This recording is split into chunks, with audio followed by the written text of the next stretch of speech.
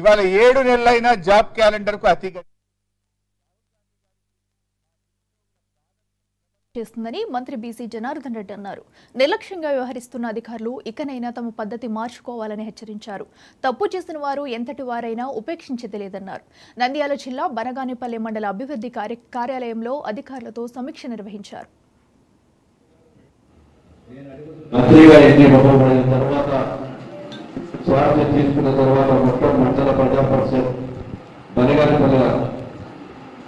మండలంలో ఈరోజు నిర్వహించినందుకు గర్వంగా ఫీల్ అవుతారు. 5 సంవత్సరాల పాలన ఏ విధంగా జరిగిందో ప్రజలందరూ చూస్తూ ఉన్నారు. ఆ పరిపాలనలో భాగంగా అన్ని వ్యవస్థలు కూడా నిర్వీర్యం కావడం జరిగింది.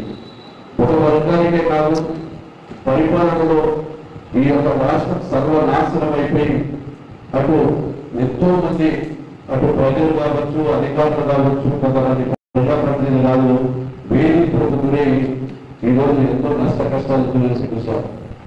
ఏది ఏమైనా గత ప్రభుత్వంలో ఏమి చేసింది అనే దానికంటే కూడా మనం ఏం చేయబోతున్నాం కొత్త ప్రభుత్వం వచ్చిన తర్వాత మళ్ళీ ఈ ప్రభుత్వం ఏమి చేస్తుంది అనేది కూడా ప్రజలందరూ కూడా ఆసక్తిగా చూస్తూ ఉంటారు.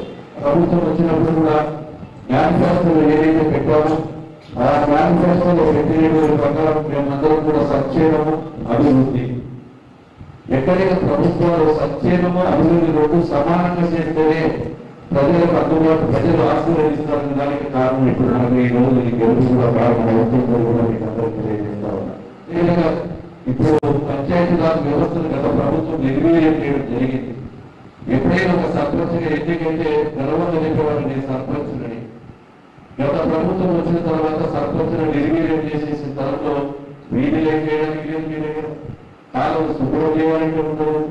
ఎవరైనా ప్రజలు వచ్చి మీకు చెప్పుకోవాలంటే కూడా మీరు చెప్పుకోలేనటువంటి పరిస్థితులు ఉన్నారు. ఇక్కడ ఒకటే ముఖ్యంగా వ్యవస్థ బాగా నడవాలి అంటే village secretary BRO. Village secretary ఒక వ్యవస్థను ఒక అధికారి చేతిలో పెట్టుకుని సొంత పార్టీలకు సంబంధించిన నాయకులు కూడా బయట కథలుగా చెప్పుకుంటుంటే ఆ నాయకుడు ఆ యొక్క అధికారిని మరి మీరు ఎన్నాళ్ళు భరించారో నాకు అర్థం